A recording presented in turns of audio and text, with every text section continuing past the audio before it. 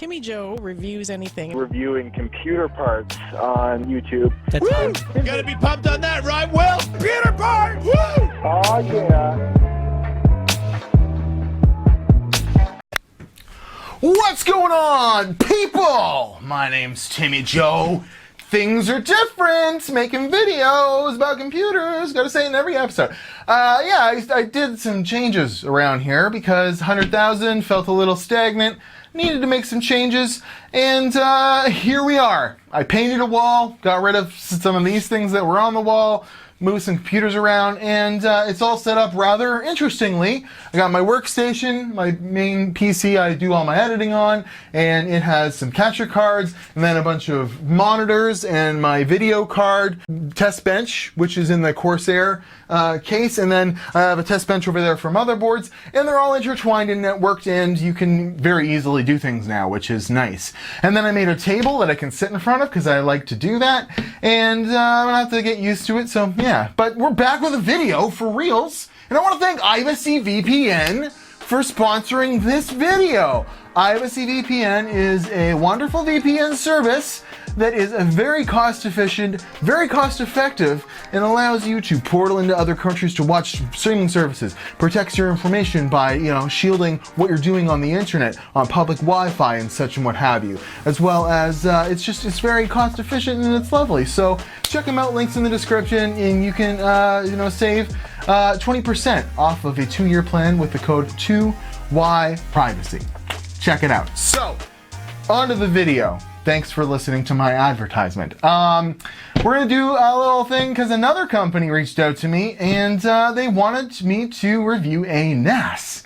And I'll show you what I was working with because, I'm in the YouTube game. I gotta store a lot of video. I recently switched to 4K, and hard drive space and redundancy is, something that you gotta worry about.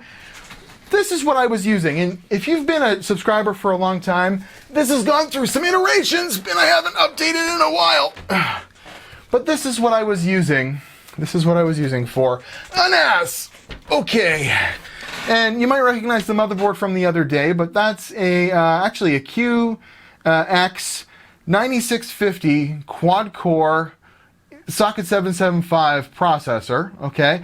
8 gigs of RAM on a DDR, it's DDR with 5 Iron Wolf drives in it, and I actually started out with Windows 7, and I was using the hardware RAID on another motherboard, and then that motherboard stuff started going wonky, so I switched it over to a software RAID in Windows, which I'm sure a lot of people might make fun of me for, but I learned it in school and it was still a thing. So it has 5 Iron Wolves in RAID 5, which was giving me about 10 or so terabytes, and it was probably pulled between 150 and 300 watts from the wall, depending on what it was doing. I also had security cameras running off of it at my old office, but I hadn't set them up yet. I did set them up here because we do have a new solution.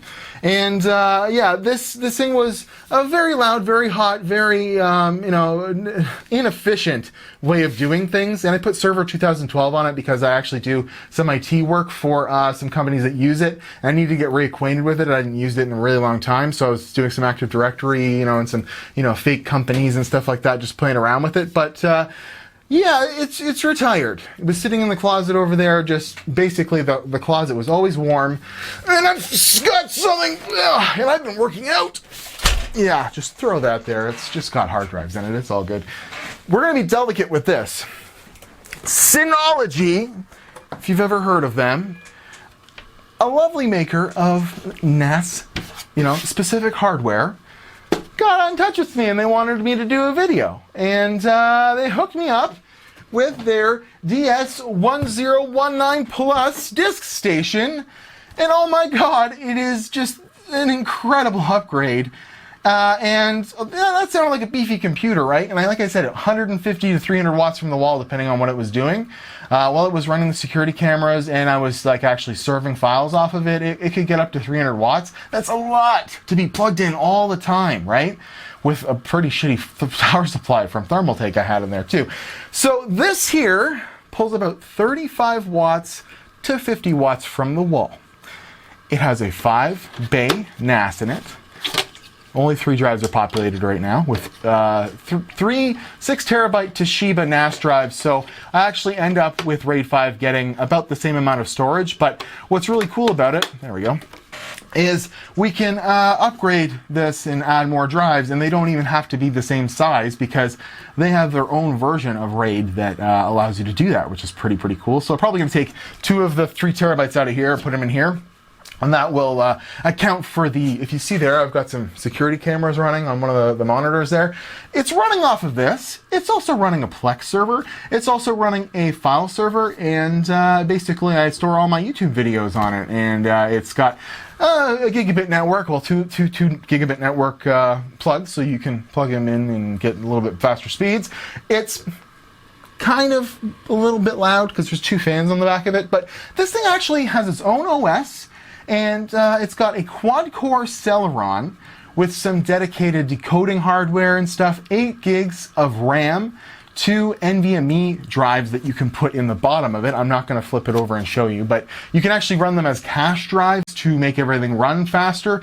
Or I believe, well, look, I don't think you can run, maybe you can run them as storage. That would be cool if you could add another terabyte of storage on an NVMe drive. There's also airplanes flying all over right now, my house. I might be in a war zone, or they might be having an air show in my hometown today, because, you know, I wanted to film today, so that's the way it works. Let's go over to the computer. Maybe they'll stop flying over my house, and we can get a look at the Synology NAS and all it's doing for me right now, and how cool it is, and how easy the setup was. Okay, planes have stopped flying by.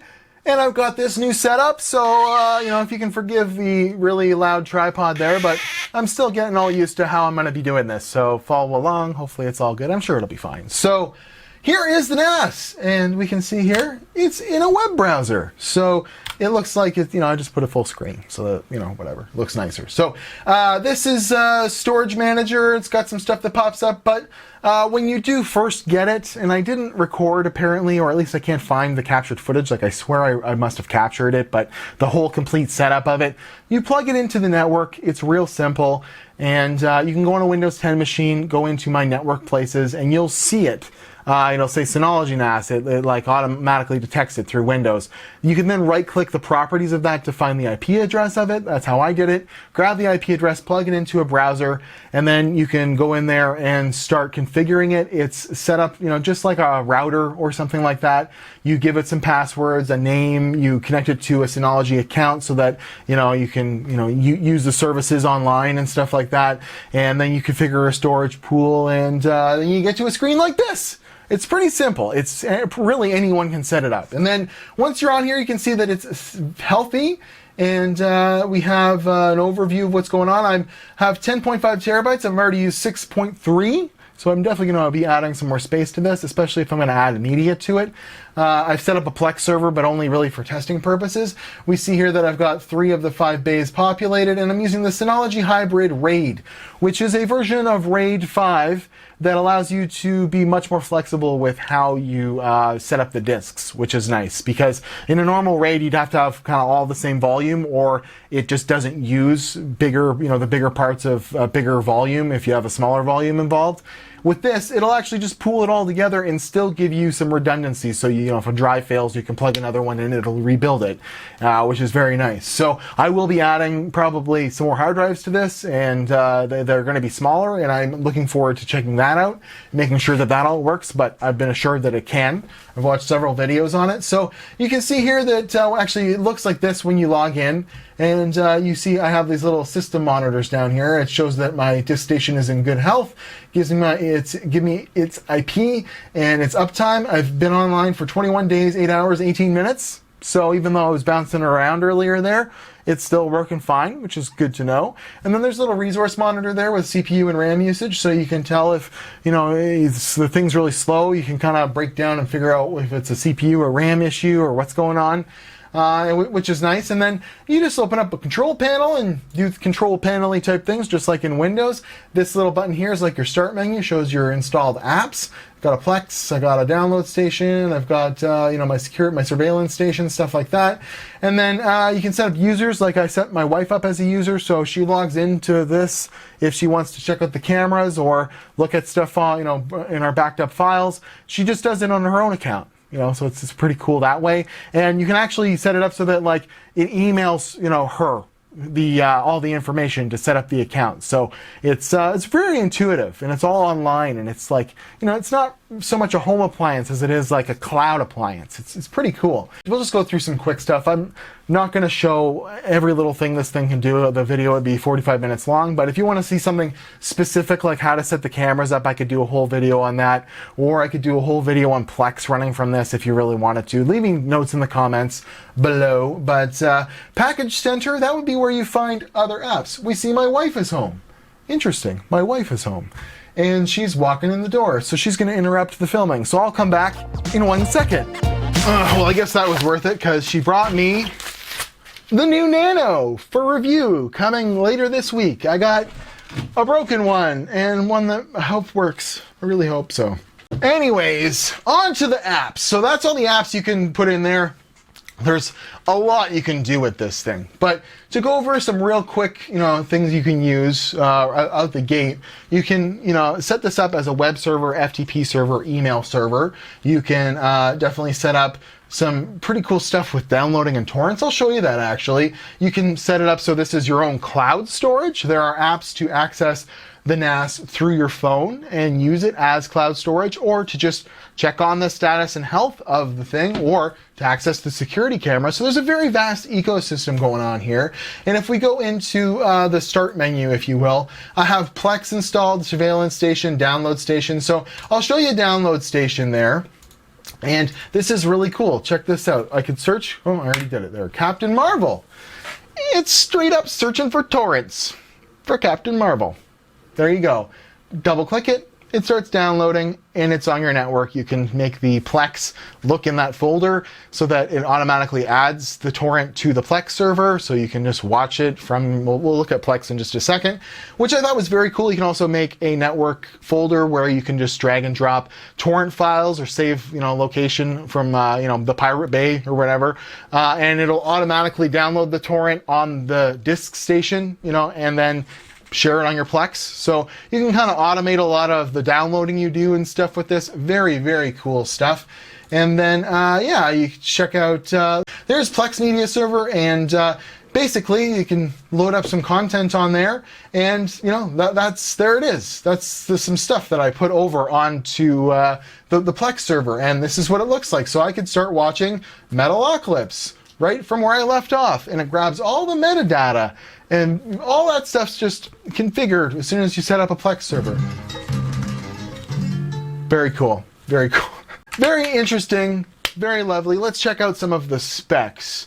It has a Celeron CPU, and it doesn't need a powerful CPU because it's really not doing too much work, because it has hardware encoders built in for a lot of stuff. So it's got a Celeron J30 455, 64-bit quad-core processor, 1.5 gigahertz to 2.3, so very low-powered stuff. And it's got a hardware encryption engine and a hardware transcoding engine for various media and video streaming, you know, file types and stuff like that. So it does hardware encoding for your surveillance station and for your Plex decoding and stuff like that. So it's not taxing the CPU or, you know, really the system to be able to do that stuff, which is very important, very cool. And if we check out some of the other specs, it's got 8 gigs of DDR3 RAM, and then it's got 5 drive bays, but there is an expansion bay you can buy to add 5 more, which is expensive in its own right. But, you know, that kind of leaves you so that you can buy this, and if your needs get to the point where you fill everything up, you can add on to it without replacing the whole unit, which is very cool. And the one last thing I want to check out in here is, if we go camera, you can see here that this specific station, the DS1019 Plus, comes with 2 surveillance station camera licenses. So out of the box, you can only use 2 security cameras with this, and that's kind of where they get you. So, you know, if you want to set up 2 quick cameras, away you go, no problem. But if you do need to get into a little more than that, you have to buy licenses, and that's what happened to me. I went to add a 3rd camera and realized, hey, I need a license for that. So I talked to them over at Synology, and he gave me a license for 4 extra cameras, which is really nice. But that's actually $59.99 per camera, or $199 for 4, giving me a total of 6. or if you want to add 8, it's $369. So there's definitely some expense to using this as a DVR for security cameras in a business, but because it does so much more, I think you could spend as much money as this thing actually costs on just a DVR for surveillance. It kind of ends up being worth it for sure, because you can do so file serving and so much off of this. I can see why they implemented these licenses. So let's check out Surveillance Station over here real quick. You install it and you put in an IP address. You go to basically you can go to a different port on the IP for the disk station, and it brings you to like a Surveillance Station specific desktop with all of the shortcuts for the surveillance station, which is convenient. And then you can go live view, and there's my Porsche. That is definitely not a piece of paper I put in front of the camera so you can't see my front yard. No, it's not. It's my Porsche, for real. But normally that would be my front yard. This is actually a 1440p real link camera, and I have it encoding at 1080p because I want the high resolution for my driveway. I've had my car broken into way too many times, and I had a camera, but it was so low resolution I could never see the guy's freaking face. So this time, the next time it happens, I'm going to get someone's full face on here, and I'm going to bring it to the police, and they're going to find the guy. The other two cameras were like $30 on Amazon. $35, I think. I'll put them up on the screen. So very inexpensive, like Joanne cameras, and they work very well. I don't know for how long they will, but I've had the one camera ever since I was in the office and haven't had a problem with it. So as long as you can find the IPs for the cameras, you just kind of go in here, you go add camera, and then you go quick setup, put the name and an IP address in there, search, and then you can test connection, and it loads it up. And then it uses the settings that you populated in like the every camera you can kind of log into from its IP address. You set that stuff up, away you go. We'll do that. So on to the price of this thing, because that's important. If this thing's expensive, no one's going to buy it. But I think this is a pretty good proposition. $619. Now that sounds very expensive, but keep in mind this is like a whole computer with drive bays and everything. It doesn't come with hard drives, obviously. For the price of a high-end video card. And you get a lot for what this thing can do for that price. So I'll leave an Amazon link in the description if you're looking to pick up a NAS. And I'll leave some hard drives too, because why not? But if you want to check it out over on Newegg, they actually package it with hard drives. And you can see this thing can get pretty pricey once you start stacking it up into $4,000 range. You could definitely fill this thing up with like 3 6 terabyte NASs or 4 terabyte NAS drives, and get going on a pretty inexpensive level for like maybe $800 or $900, because you need at least 3 drives to set up a RAID in order to kind of get started on this thing if you want to have redundancy. And what's the point of having the thing if you're not going to have redundancy? So you can go buy, I'd recommend getting NAS drives, or just use whatever you've got lying around, fill the thing up.